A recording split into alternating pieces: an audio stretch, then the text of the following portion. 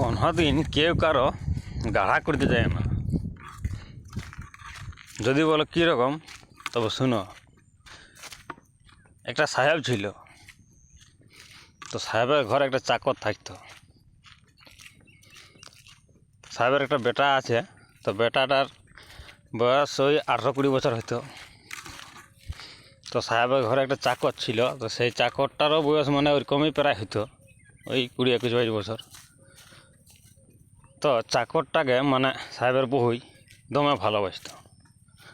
মানে এই কারণে ভালোবাসতো যে চাকরটাকে যদি মানে করা যায়, মানে ছিথু দূর দূর করা যায়, এইটা কর হাইটা কর এরকম করলে, তখন যদি মানে চাকর পালান যায়, তাহলে সেই সাহেবের বউকে করতে হবে কাজ পায়।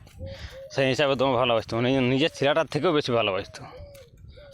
তখন সাহেবের মনে একদিন একটা শখ হয়ে গেল যে সারা নিজের ছেলেটার থেকে চাকরটাকে বেশি ভালোবাসছে, পাছে কোনো মানে খারাপ কিছু ব্যবহার আছে কি, এমনি মানে সন্দেহ হয়ে গেল। তখন এক কাম করলো, একদিন খাসি দোকান গেল। খাসি দোকান যাই বলছে খাসি কাটাওয়ালাকে যে আমার ঘরে একটা চাকর আছে, ওকে একটা চুটকাই লিখে দিয়ে পাঠাবো যে এত মাংস দিতে হবে। চাকরটা লেখাপড়া জানে না, তো ওই মালিককে বলে দিয়েছে দোকান মালিককে, খাসি দোকান মালিককে, যে চাকরটা আসবে, ওকে পিস পিস করে থলিতে ভরে দেবো, তারপরে নিয়ে আসবে। তো সেই আসে চুটকায় লিখে দিয়েছে থলিয়ে। সাহেব তো লিখে দিয়েছে, আর ধারে ওকে বলেও দিয়েছে। দিয়ে পরে সেই ওকে ধরে নিয়েছে, থলি নিয়ে যাচ্ছে, থলিটাই লেখা আছে যে পিস পিস করে দিবি। এরপরে সাহেবের ছেলে একদিন আসছে, সেদিন স্কুল হয়নি, ছুটি ছিল।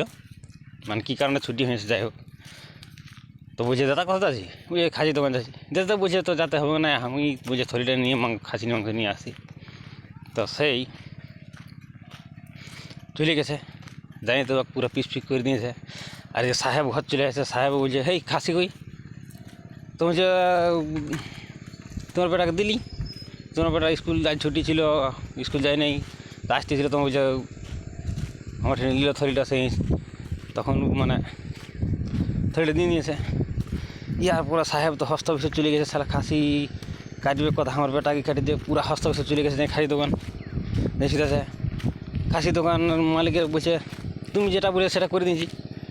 চাকর তো আসছে, পুরো পিস পিস করে থলি ভরে রাখি দিয়েছি।